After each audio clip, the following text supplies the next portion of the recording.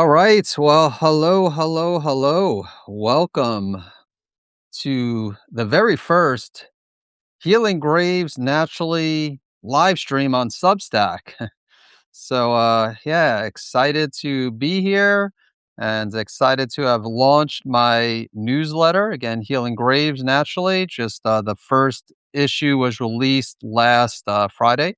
And so the plan is to release issues every Friday at 10:45 a.m. So yeah, this is again just interested to see how this platform is. Just I use of course Zoom all the time, but then also I actually just had a podcast interview where I use a platform called StreamYard, and I've used others. Some of them are glitchy, so I'm hoping this one's not. So far it seems okay, and we'll see. It should be again. This is kind of new to me too, but I believe it's recording as I speak. There's unlike Zoom where I actually have to manually press record. I believe this automatically records, and then if you're a subscriber, you should have access to the recording. But um, but yeah, so I figured rather than for the very first call, I didn't want to do any presentation because honestly, I was worried would there be any glitches or anything like that. So I figured I would just make it simple the first call just to do a Q&A, just to show up, answer questions related to Graves' disease and other hyperthyroid conditions. So if you have, even though the name of the publication is Healing Graves Naturally, if you have toxic multinodular goiter or subclinical hyperthyroidism, really any type of hyperthyroidism. I mean, there's going to be more of a focus on Graves' disease just because that's what I personally dealt with.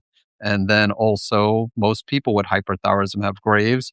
But yeah, also I've been doing this for a long time. So I've worked with other types of hyperthyroidism as well. And yeah, so really looks like a great turnout. And so if there are questions, again, that like I said, this is new. So I think the way it works, it looks like there is a little chat area. So hopefully people enter in this chat area. Because there's also I have another. So again, with Substack, for if this is brand new to you, and this is new doing the live stream, but I've actually been reading like Substack articles for a while, health related, sports related, business related for a few years now. And so there's the way it works. There's I mean the main articles, but then there's also what's called notes, which is kind of like Twitter, I guess, or X, where just like little mini messages. So I've been doing that as well, just playing around with that and trying to be active. But we'll see how long it keeps up as far as the like daily notes, because I think I've done a daily note for almost a week now. But then there's also a chat in Substack, like not this is the live stream chat, but then there's another like chat, like a live chat, or well, maybe not. I don't know what it's called, but I think it's just called chat, where when we're not doing live streams, you could ask questions, and so again, trying to just use. There's so many different platforms, and for a year, so I have a website, naturalendocrinesolutions.com, which is from 2010. That's when I launched it, and then that was written content pretty much. Actually, my first YouTube video I think was 2010 too. So the same year, 2010. I definitely don't like to watch old YouTube videos, but um, but anyway, I do have some videos from back then. And then, but I'm mostly focused on the written content for years. I mean, I think for a while, I had twice a week articles, like an article on, I think it was like Tuesday and Thursday, and then eventually just once a week. And then once I started doing the podcasting, I mean, there's only so much time I have to do everything. And I was like, you know what? I'm going to do podcasting, and we transcribe the podcast and put it on the Natural Endocrine Solutions website, but it's still not exactly the same as articles. So I'm still keeping up the podcast. That's been 4.5 years, but I figured also now let's dive into Substack and start producing some written content as well, specifically related to Graves and hyperthyroidism. So yeah, so excited to like I said, just release my first article. I got the second one ready to go. I don't know if it's scheduled yet. It's in Substack ready to go, but I need to schedule it because last Friday it wasn't scheduled. I thought I know I scheduled it. Something happened where 10:45. I thought it was scheduled and I was waiting for it to get posted, and then it didn't post, and then so it actually. So then I quickly. Luckily, I was monitoring it, so I went into Substack and I posted it. I think it was like 10:51. So this Friday, hopefully, it'll be officially at 10:45. So so yeah, let's if you have questions, enter in the chat here. We have Jennifer with the very first question on my very first Substack live stream. So Jennifer asked my TRAB, which is that's a TSH receptor antibodies associated with Graves' disease. So my TRAB is down from 9 to 3.24, and my thyroid stimulating immunoglobulins is down from 204 to 137, and my TSH is up from less than 0.01 to 0.65. Does that mean I'm close to remission? Well, you're definitely closer. So those numbers are definitely heading in the right direction. So how close are you? I mean, we don't know. Does that mean like you're 6 weeks away, 3 months away, 6 months? I mean, it does vary. I mean, 3.24, is not, it's the for TRIB usually it's like 1.75 or less, and so you're at 3.24, and then your TSI. Some labs consider 137 to be within range. Some of them use like greater than 140, and you're at 137. And this is with TSI, it's a little bit different. There's different units of measurement. Some labs use a different unit of measurement where it's like 0.55. So this is not related to that. um, yeah, that's a different, like if you're in the United States, LabCorp uses a different unit of measurement than this is the percentage used by Quest Diagnostics, like where it's like if it's greater than 140%, then you're positive for the antibodies. But yeah, we definitely want to see the TSI lower. We don't want to see the antibodies on the higher end. I mean, it's great that it seems like it's within range, but it, like I said, depends on the lab. And then the TRAB, there's a ways to go. And again, sometimes it happens quickly. I mean, it could be, I will say this, even when everything's looking good, it takes time to make sure things are stable. So let's say 2 months from now, then the TSI and TRAB are well within the range. They're like within the optimal range, and same thing with the TSH and thyroid hormones. And again, not to say definitely will happen in 2 months. Like I said, it could take longer than that. But whenever these numbers are within optimal range, you want to do regular blood tests still for the next couple of months to make sure that it stays within the range. So yeah, so I hope that makes sense. So you're closer to remission. I don't know for sure if you're close. I mean, that's the definition also is what's close. Like 3 months or less to me is close, but we don't know. There's no guarantees that 3 months from now you'll definitely be in a remission. But hopefully, if you're not, you're closer than you are now, which is still really good. Um, so we got Evelyn. Hello, Dr. Eric and everyone. Yeah, we also, for those who are not familiar, I also have another community.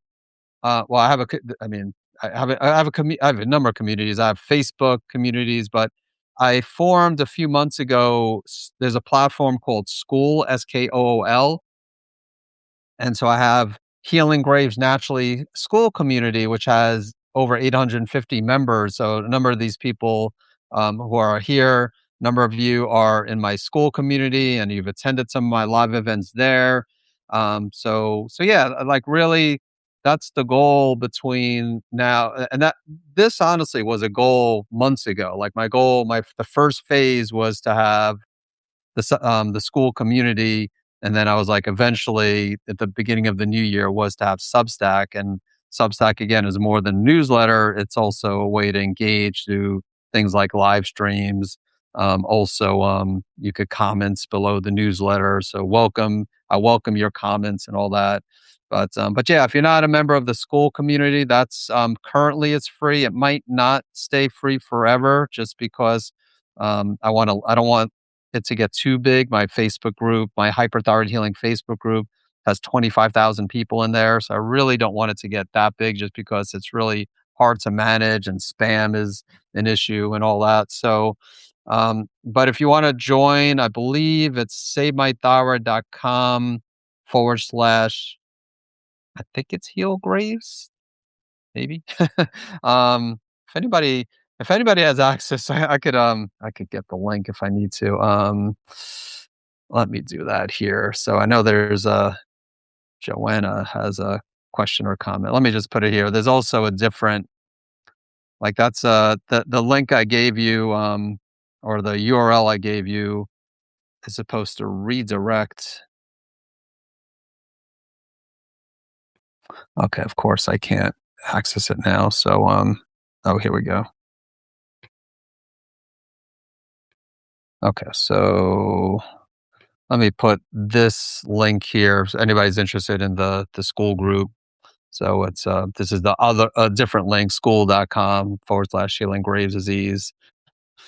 Um, but yeah, welcome to have you there. And yeah, that's where when I have live events like this month, I'm going to be having a number of live streams to celebrate Substack. But I'm pretty sure like the future live streams, the last three events, or I'm sorry, the future events, there might be other live streams here. But as far as event goes, like 5-day challenges, things like that, that will be taking place in the Healing Graves naturally school community.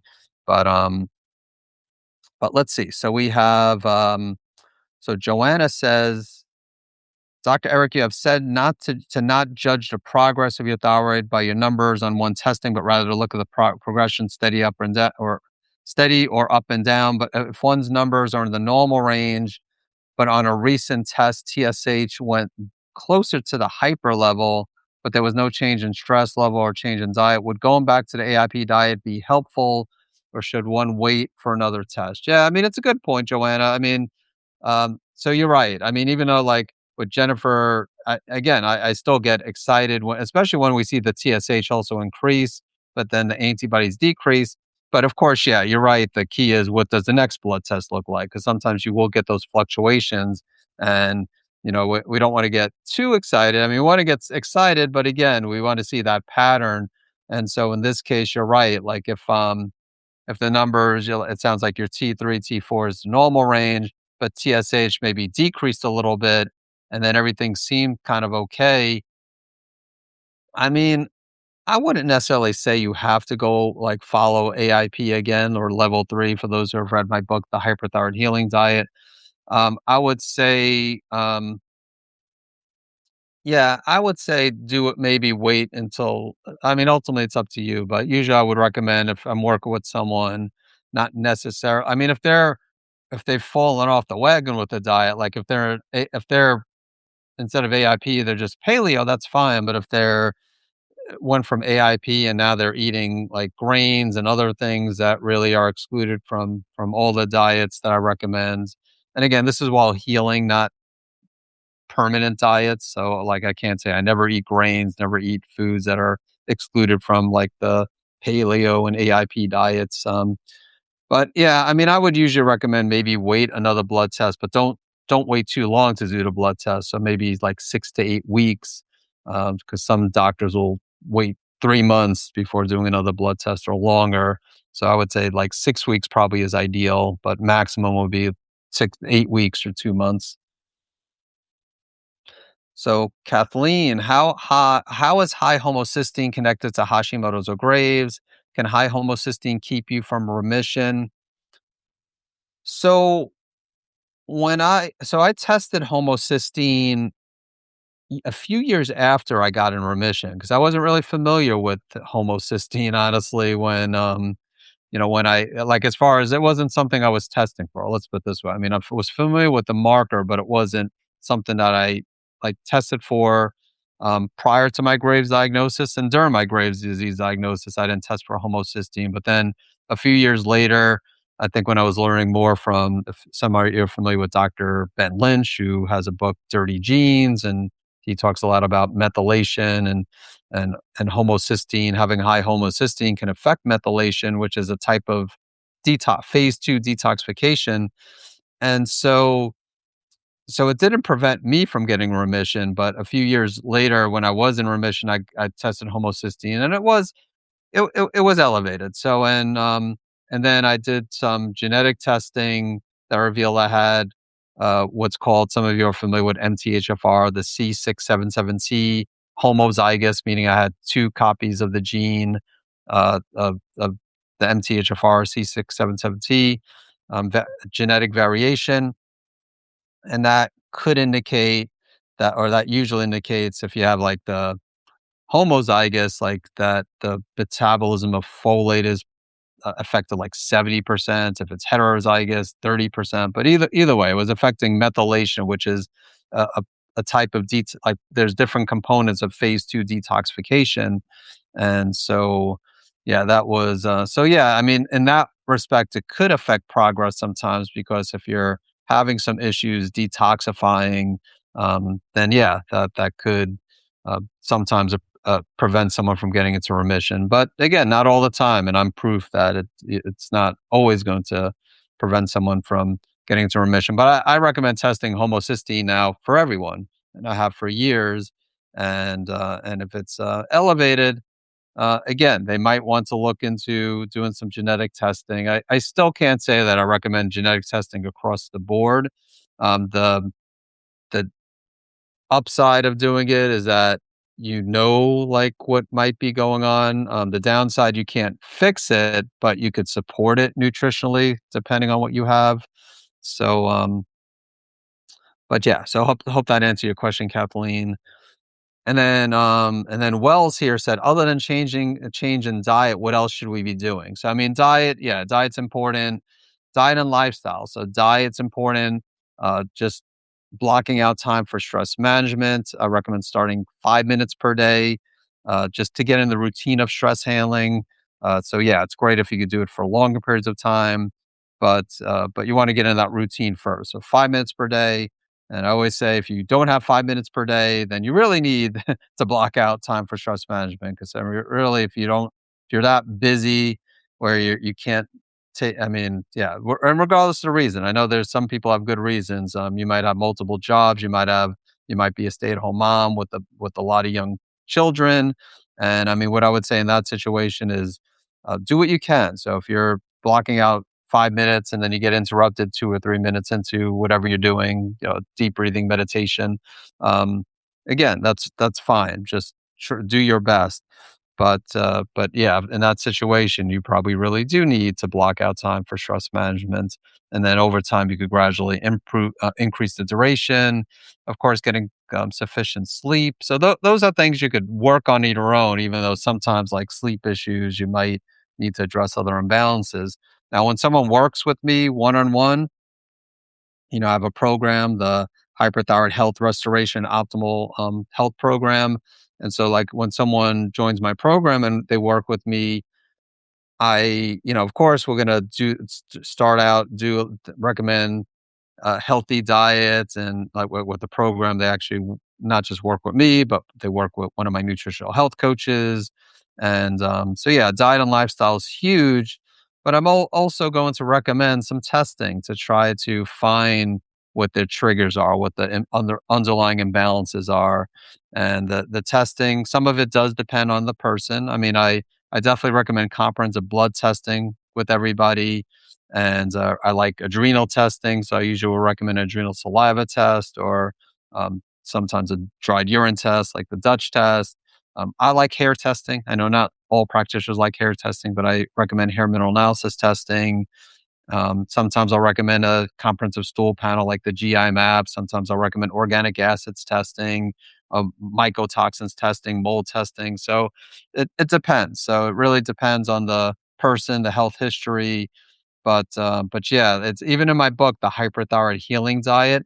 Of course, that focuses on diet, but then there's an entire section that goes beyond the hyperthyroid healing diet, just because diet alone is an important piece of the puzzle, but many times just eating well alone isn't enough to restore one's health. So, so yeah, that was a good question. So far, some really good questions. And wow, okay, I didn't realize we have a bunch more. I have to scroll down here so to see some of the other questions. So Evelyn, with her question, my free T3 is 3.11. My free T4 is 0.78. They're in range after several years being high, but my TRAB is 3.31, and you still have a very low TSH, which is 0.024. Your TPO antibodies are 277. What else could I try beyond the diet?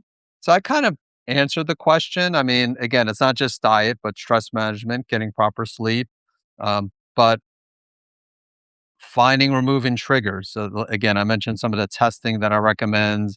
I mean, I do recommend supplements, but I also like to see testing. So yeah, I'll recommend some basics like omega-3 fatty acids and vitamin D. I mean, I recommend testing for vitamin D first, and then if someone has low vitamin D levels, yeah, we want them to get sun if they can. But also many times I do recommend supplementation, and yeah, so again, working with some obviously I'm going to be biased because I'm a practitioner, but also just to start out, I mean, if you read my both of my books, I mean, the Hyperthyroid Healing Diet, like I said, there's an entire section beyond the Hyperthyroid Healing Diet, and then my first book, Natural Treatment Solutions for Hyperthyroidism and Graves' Disease, which is in its third edition, came out in 2023, so still relatively recent.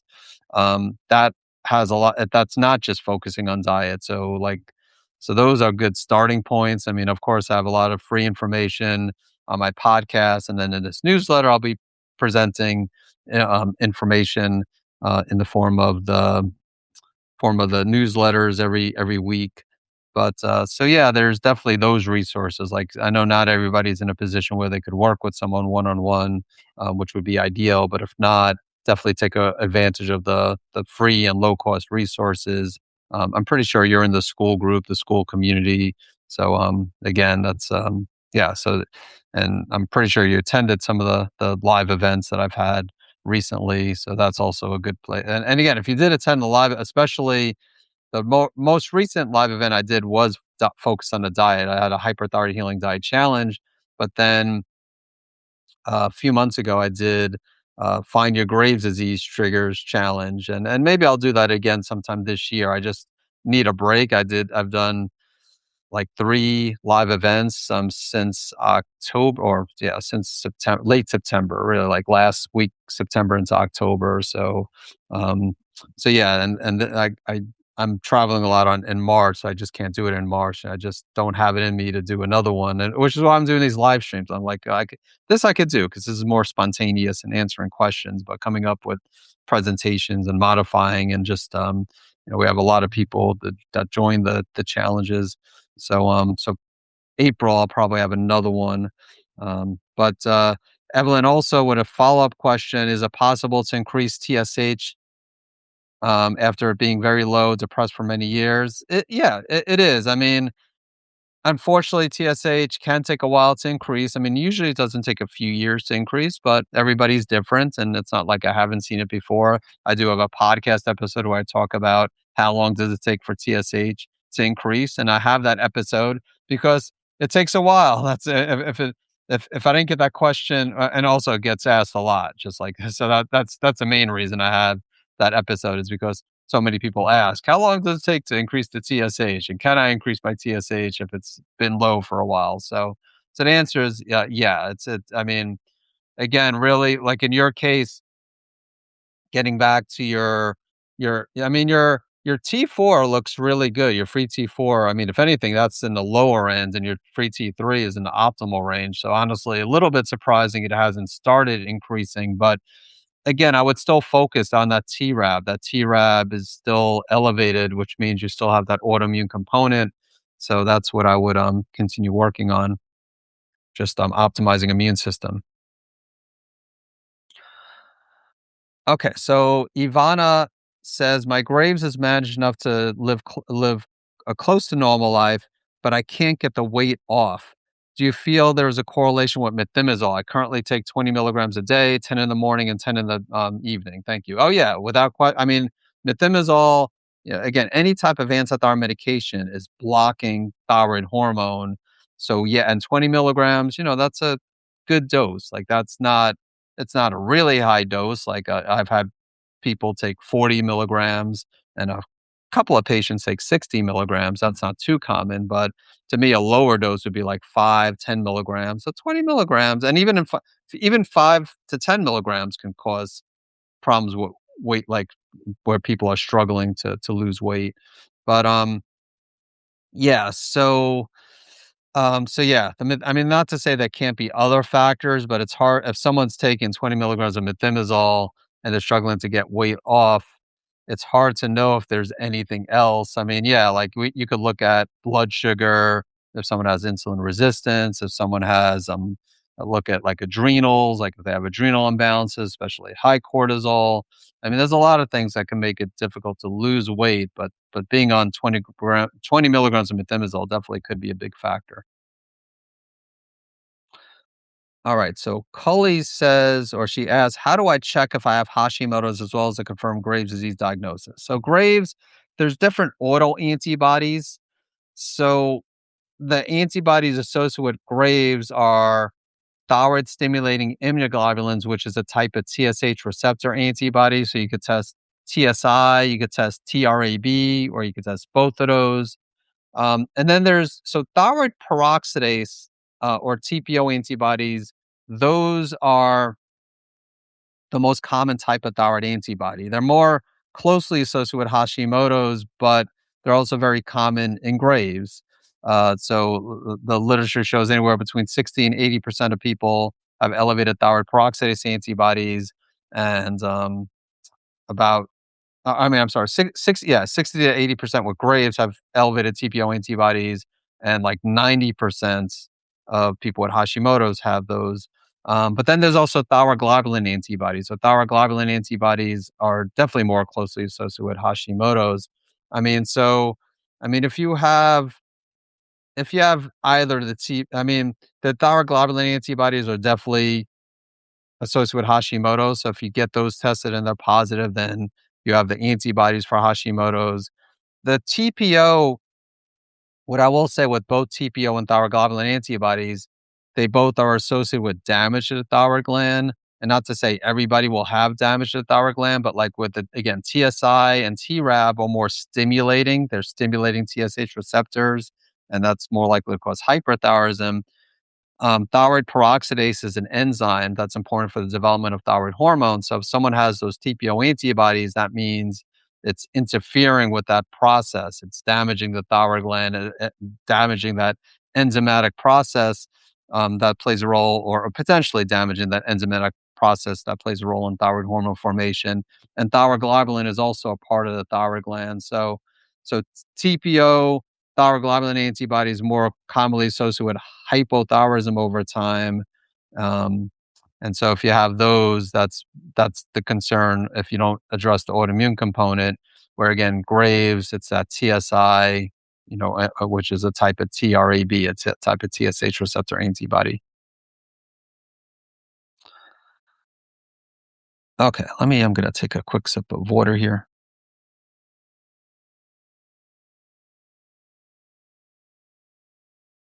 Okay, so Rims for Life says, I went from hypo to hyper while losing. Um, okay, it looks like you're taking like a GLP-1.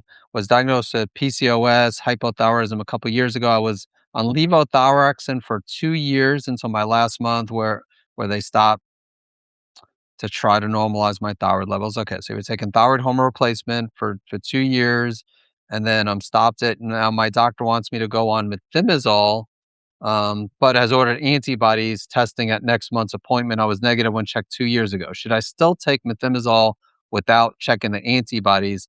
I have concerns about the possible side effects. Will it interfere with my weight loss? Being on the GLP-1 meds, free T4 equals 2.70, which is a little bit elevated, and TSH depressed at less than 0.005. So keep in mind, I can't tell anybody not to take or to take the medication here. So I will say, just like someone mentioned earlier, they were on 20 milligrams of methimazole.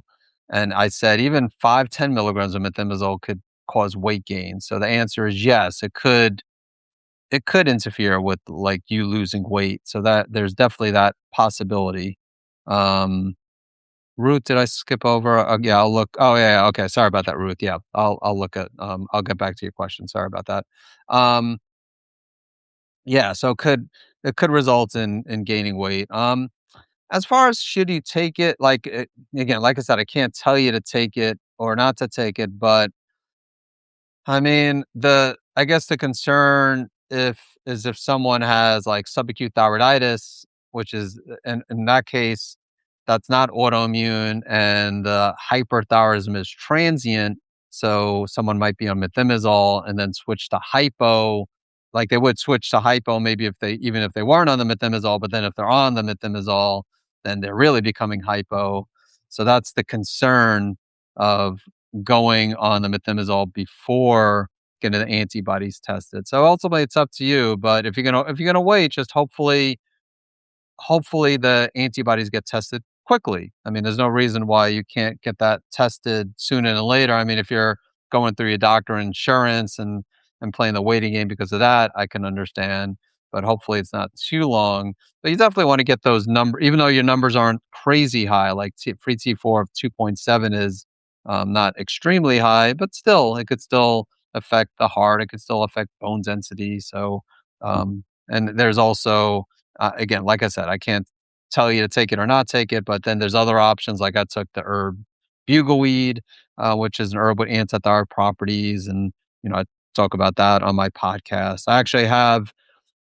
I forgot when it's coming out. I think in 2 weeks, or either next week or in 2 weeks, I'm coming out with an episode. Your bugleweed questions answered. I just finished today. There was the second part of your thyroid questions answered. So I've been answering a lot of questions between the podcast and had again a recent 5-day challenge, and then doing the Substack. But yeah. So again, there are also like herbal options too. But like I said, I can't tell you not to take the methimazole and to take the bugleweed, or not to take it and wait until your antibodies are tested. But those are some of my thoughts. All right, let's see, Ruth. Yeah, it's a little bit different with Substack because here it's kind of cool that every time someone joins, I don't know if I assume everybody could see what I'm seeing in the chat, but whenever someone joins, it like says this person joined, which is cool, but it also sometimes I might miss a question because there's so many, like again, there's a good amount of people that have joined. So I'm getting a lot of alerts about people joining here. So I missed Root's question here. So Root says, I have a large hot thyroid nodule, have positive Graves antibodies. I take 2.5 and 5 milligrams of methimazole every other day. So you're rotating that. Um, would having ablation process, either NS-PFA or MWA, be helpful? So what I would say, I mean, first of all, again, this is different. I'll answer your question, but if you have positive Graves antibodies, of course, you want to still do things to address the autoimmune component of Graves. And then I will also say, ideally, you still want to address the cause of the problem with nodules. But um, in this case, I would say, um, again, like surgery, radioactive iodine, if it was me, I would say I would not do that. And I'm not saying you're saying that, but just for those who might be thinking, yeah. So that's what many doctors recommend, like those treatments. But I would say there's radio frequency ablation. So which yeah, so the ablation process, and again, I'm bringing that I'm some people aren't familiar with like RFA, what radio frequency ablation is, and there's alcohol ablation, there's different types of ablation. Alcohol ablation, I believe, is more for cysts, thyroid cysts and nodules, but radio frequency ablation, I think could be an option. Like again, ideally want to address the cause of the problem while doing if you do RFA, if you do any of these procedures, but radio frequency ablation uses radio frequencies to shrink the thyroid nodule. So it is unlike radioactive iodine, where radioactive iodine is destroying the thyroid gland. Radio frequency ablation shrinks the thyroid nodule, And so I think that could be a good option. There, I had on the podcast. She's been on the podcast a few different times. Dr. Angela Mazza, Mazza. She's located in Central Florida, and yeah, she's been working. She's been doing RFA for a number of years. I mean, now these days there's more and more practitioners who are doing that. But yeah, I think in some cases I do think RFA could be a good option.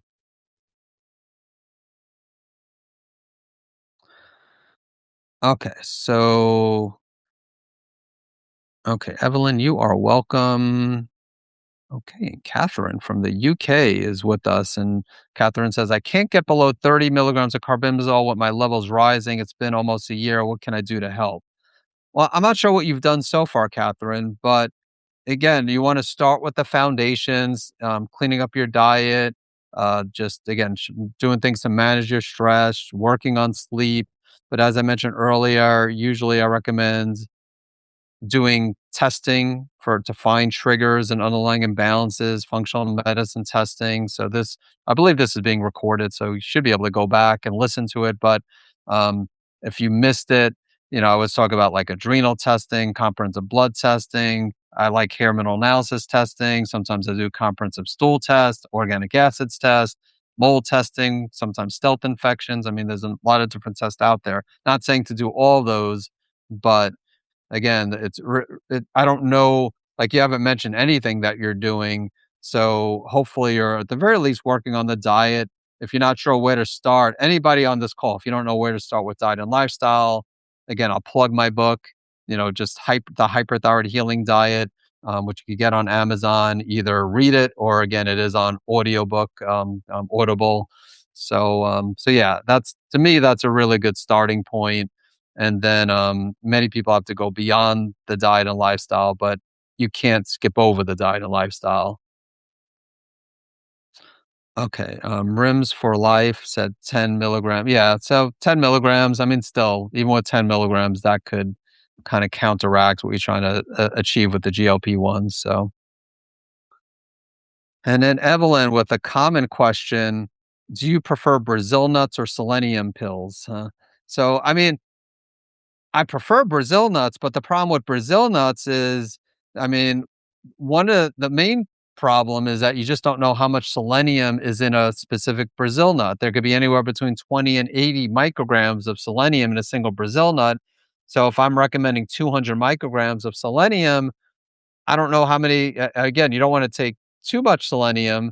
So, like, yeah, you could say, well, to play it safe, let's take eat 10 Brazil nuts in case of there's only 20 micrograms in each one. This way you're getting 200. But then if there's 80, eight times, then you're taking 800, eating 800 micrograms of selenium. And yeah, so when someone's healing, I recommend selenium supplementation, usually in the form of selenomethionine.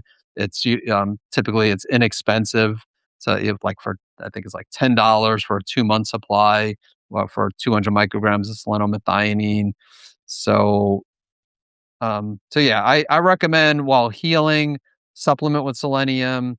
While in a state of wellness, which is what I am, I eat Brazil nuts. I don't take selenium supplements. So I like eating. I can't say I eat them every single day, but I usually do eat a couple of Brazil nuts multiple times per week. Okay, Ruth, you are very welcome. And then Joanna says, Dr. Eric, I wanted to comment. When I was taking methimazole, I gained 5 pounds in 1 week. I contacted my endocrinologist to tell her she wasn't concerned. However, 2 weeks later, I had my regularly scheduled blood test. My T3 or T4 had gone from normal to way into the hypo range. And then my endocrinologist cut my medicine in half and I lost the weight in the next 10 days. Yeah. Again, it's not uncommon for people to become hypo when taking antithyroid medication. And again, they don't always have to be on a real high dose of antithyroid medication. So, yeah, so thanks for sharing. And then Rims for Life asks whether PTU is an alternative to methimazole.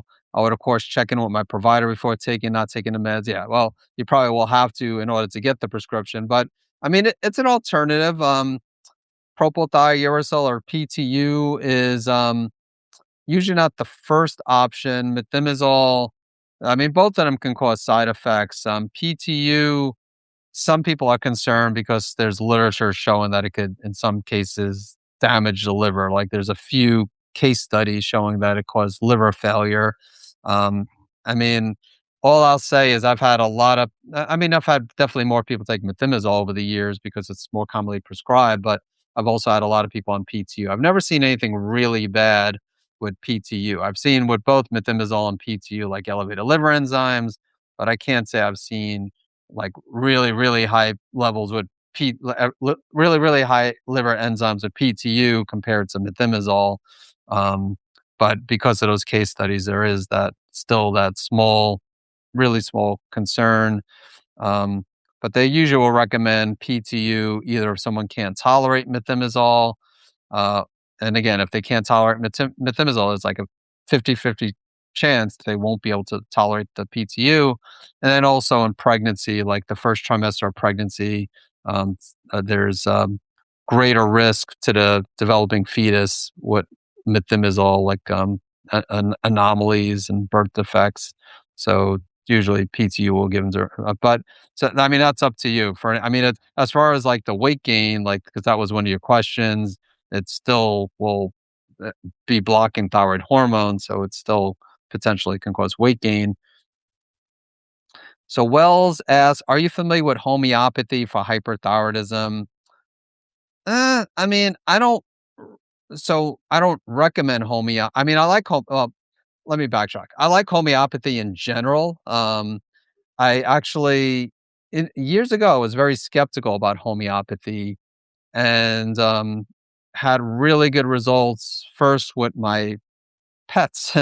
With yeah, one of my cats had chronic kidney disease, and someone recommended a homeopathic formula, and I honestly was very skeptical. I was like, yeah, that's probably not going to do anything, but I was like, all right, I was desperate.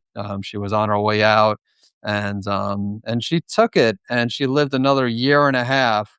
And I know it was the homeopathy because again, she stopped eating. I give her the homeopathy, she started getting her appetite back. And then a month later, we were on vacation. We had someone watch her and they gave the homeopathy, but not as diligent, like not regular like I did.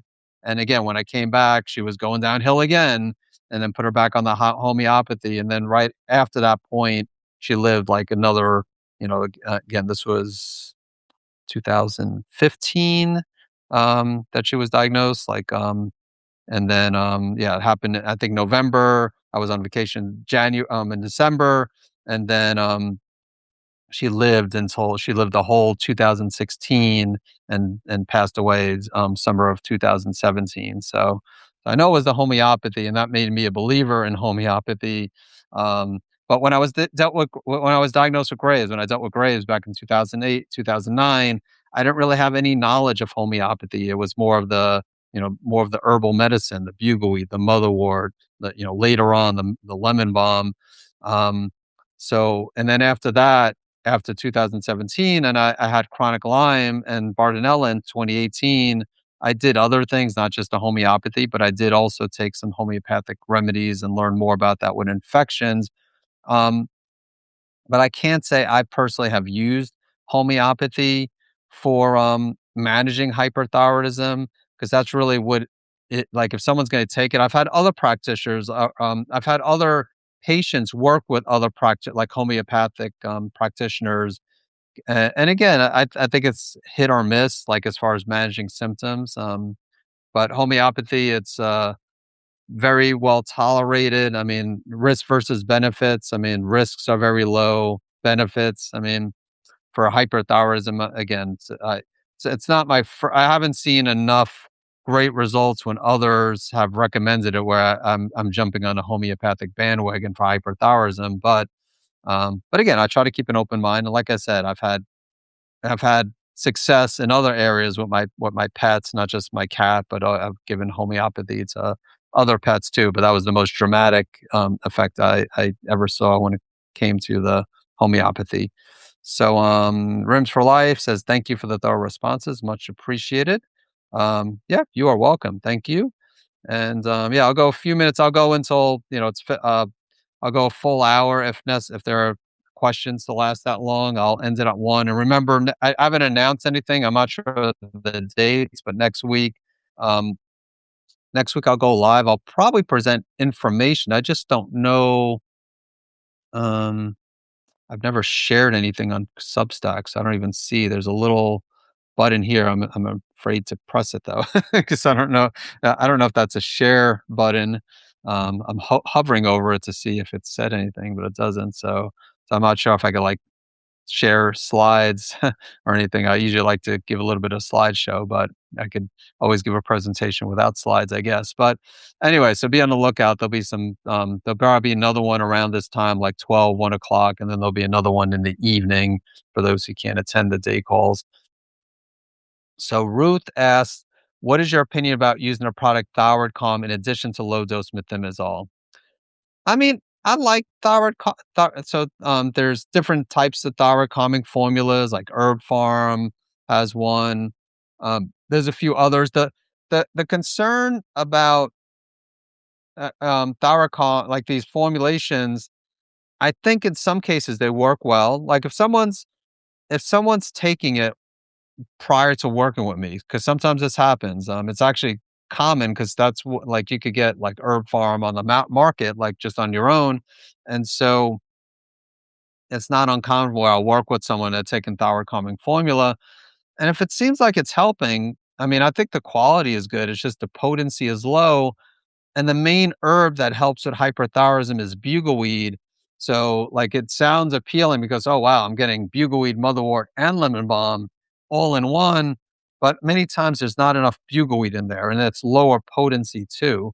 So, many times I'll have to switch someone to just taking bugleweed I mean, sometimes they'll take bugleweed and still take the thyroid calming formula to get some of the benefits of the motherwort, lemon balm.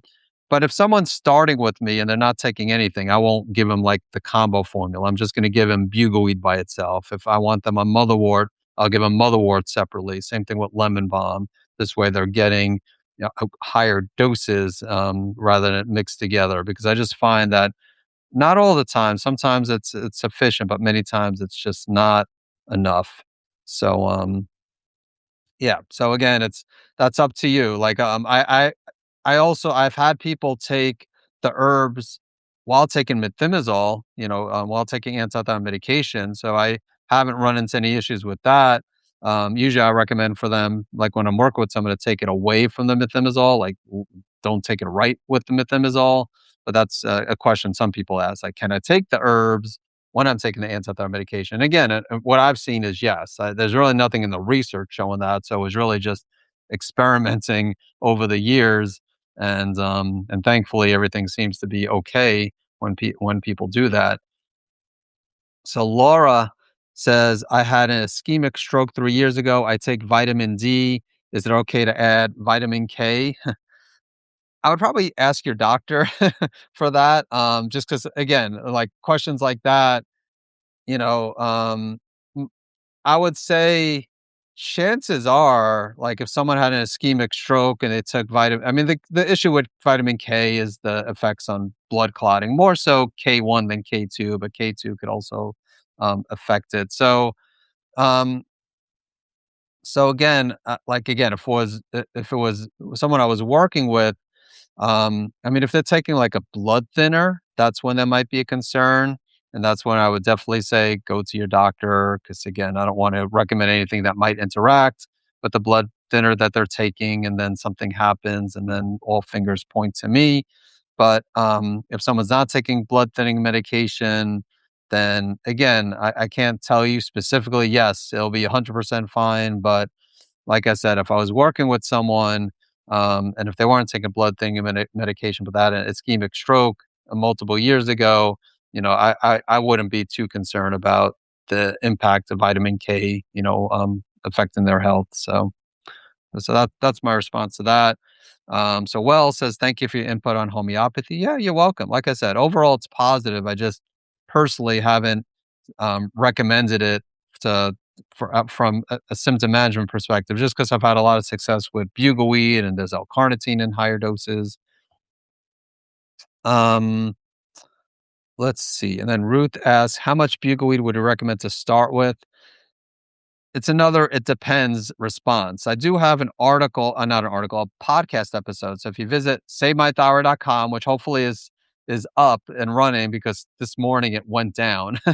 Like it was down, it wasn't up. I had to go on with the hosting company, and thankfully it went back up. So hopefully it's not back down again. But SaveMyThyroid.com. If you do a search for bugleweed, you should see a blog post episode that says how much bugleweed should I take, and that was again based on so many questions I get related to this. So like I said, I'm doing. I don't know if you heard earlier, but there'll be a your bugleweed questions answered sometime this month. I forget if it's scheduled for next week or the week after because it's already been recorded. So it depends. I mean, when I took when I dealt with Graves, I took Medi-Herb bugleweed, which is a 1 to 2 extract, and I took 1 teaspoon twice per day. But some people, depending on their levels, might take more than that, might take less than, I mean, usually not more than 1 teaspoon of the Medi-Herb, but they might take it 3 times a day. They might take half a teaspoon twice per day. If they're taking a different brand, then we have to consider the extract ratio. So, yeah. So again, you might want to listen to that episode. But like I said, I started with a teaspoon or 5 milliliters twice per day, but some people will start like with half that amount and then see what the next thyroid panel looks like in like 6 weeks, for example, and make any necessary adjustments. All right. So KD Zalea says, I've been having memory lapse. Is there something that would improve my memory? I mean, there are things that could, but the question is, why are you having the memory lapse? I mean, yeah, there's supplements like Bacopa is really good. That's an herb. Many are familiar with ginkgo, which is really good for circulation and brain support. So those like would be two of my go-tos. A lot of people haven't heard of Bacopa, but that's really good for memory concentration. But the question is, why is someone having memory and concentration issues? Is it related to the thyroid hormone imbalance, or is it related to sex hormone imbalances? I mean, there's yeah, so ideally you want to like have someone like a functional medicine practitioner like do a comprehensive health history ideally and see what might be causing. I mean, again, stealth infections like Lyme disease can affect memory, cognition, mold as well. So again, there's a lot of different things. I mean, even like stress, high cortisol to some extent.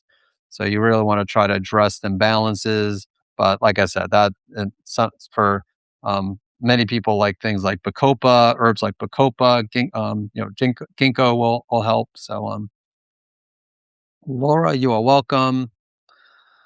Okay, so we'll answer a few more questions, and then we're almost at the 1 o'clock mark. This is great, great turnout.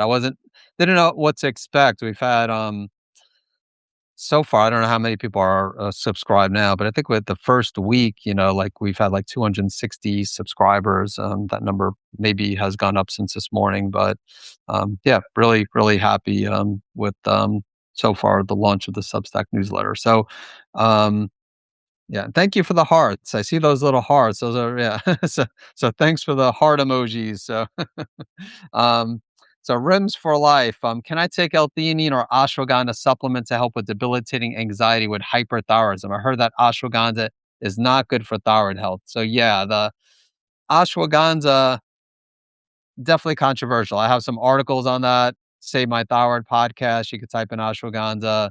I like it. I like ashwagandha a lot. It's an amazing herb. It's just that it stimulates, it not only affects the HPA axis, which is the hypothalamic pituitary adrenal axis, but also impacts the HPT axis, which is the hypothalamic pituitary thyroid axis.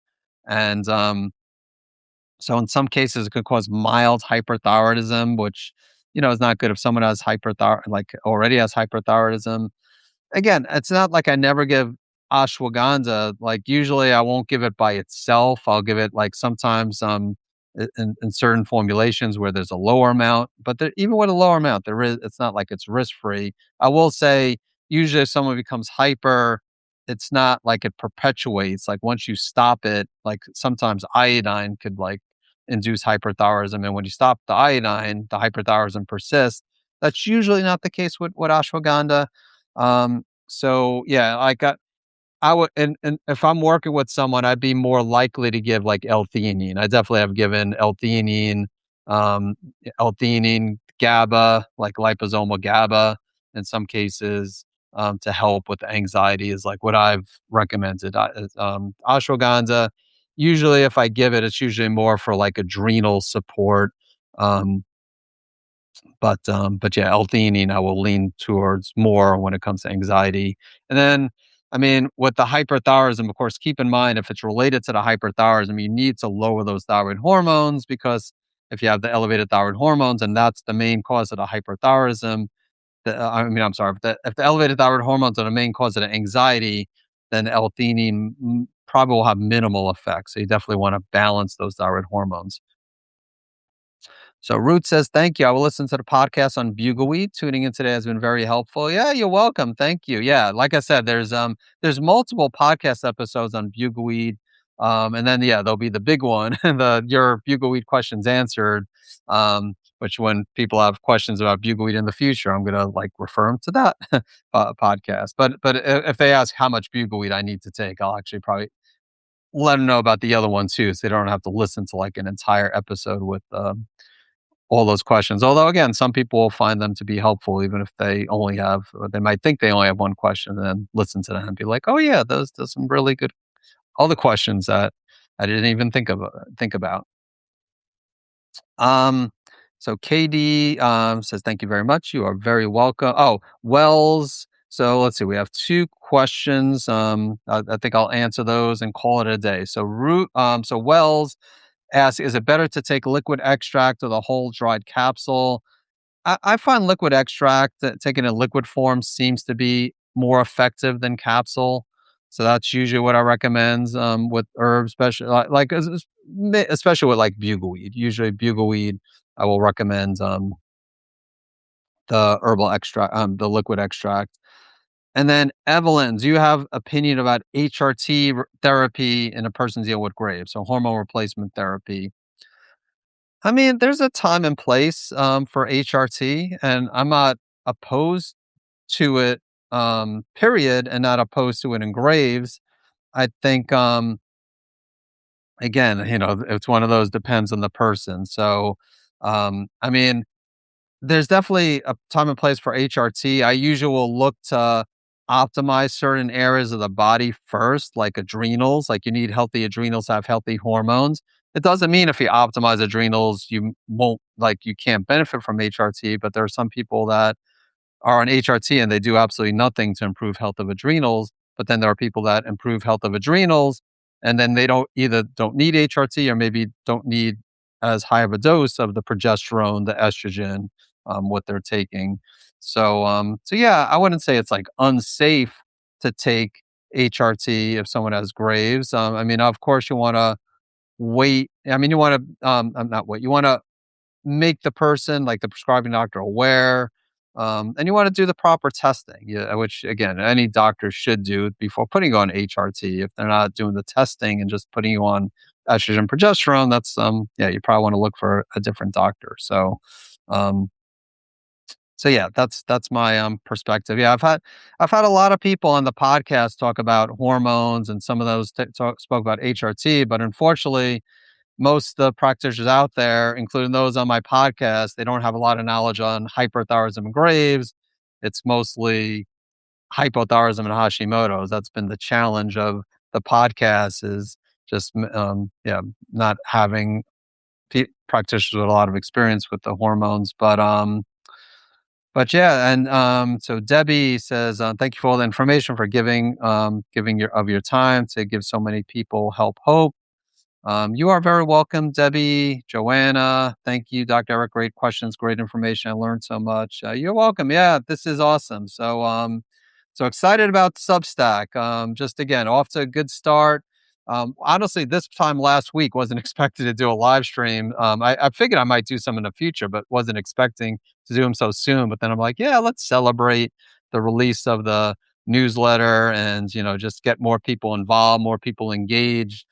create some excitement. So yeah, I'll be doing more. Definitely, again, I plan on doing probably 2 next week, and then we'll see. Where after next week, we're only halfway through February, but we'll see. I don't know how many I'll do. I know I said multiple, so I'm not promising every single week for this month, but I'm not promising I won't do that. So, um, but yeah. Anyway, let me just. I'm going to press a button here. It shouldn't disconnect me. I'm just curious. Okay, there we go.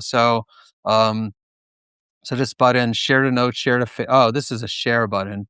So yeah, I don't know if I could actually share slides.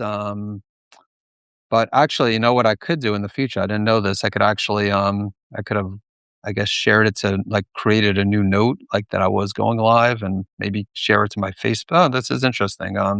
So I'll need to maybe share it to my other social media sites. But yeah, I don't see a place where I could share slides. So I might, if I do a presentation, I guess maybe just talk, unless if I figure out if there is a way to share slides or anything. Um, but anyway, thank you everyone for your thank yous. Thank you everyone for your questions, and even those who just tuned in didn't ask questions. I appreciate you. Thanks for subscribing because again, this I'm pretty sure like I made it where you have to subscribe because again, it's not I don't think it's too much to ask to subscribe to a free newsletter.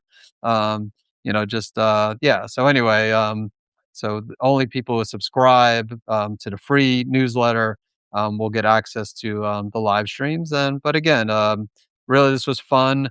And like I said, if you're not part of the school community, Healing Graves Naturally school community, definitely look to check that out as well.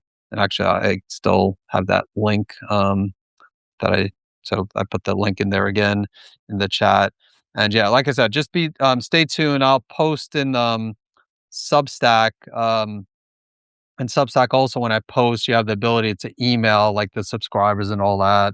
So you should also like get an email notification, like when I plan on going live, I believe. So, yeah. Anyway, so I'm like I said, I'm still learning. I've used Substack for a number of years as a user, so I'm pretty like when others do live streaming. Again, I'm pretty sure you get like alerts and all that. Because I've got an alert, so I think you should as well.